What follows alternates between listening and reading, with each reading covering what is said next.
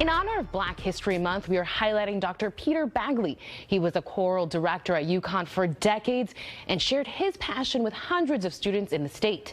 He passed away last month. In this week's Connecticut in Color, we learn about his legacy. Huge personality, huge personality. Friends who knew Dr. Peter Bagley remember him as always dedicating his time to teaching and mentoring. Whether it was a class time or whether it was just interaction and talking about life.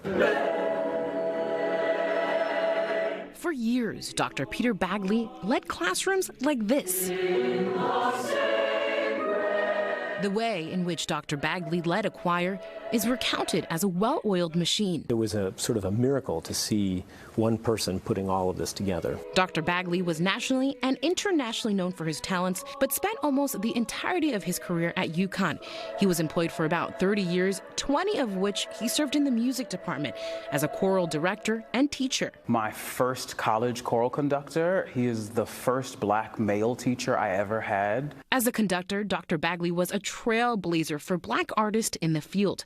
In the late 1980s, he was one of only a few choral directors of color in his position across the country. Dr. Bagley was a man of the highest musical standards, rigorous in his defense of those standards. Dr. Albert Lee studied under Dr. Bagley in the 1990s and says Dr. Bagley always ran a tight ship with the purpose that there is always music to be made. What it allowed me to do is to never allow any other circumstance to get in the way of my art. Dr. Bagley shared his passion and talents with hundreds of students through the decades, both in Connecticut and out of state. There was so much knowledge at his fingertips. Jack Pott was a graduate assistant to Dr. Bagley and saw the countless hours he put into making sure the choir was in sync.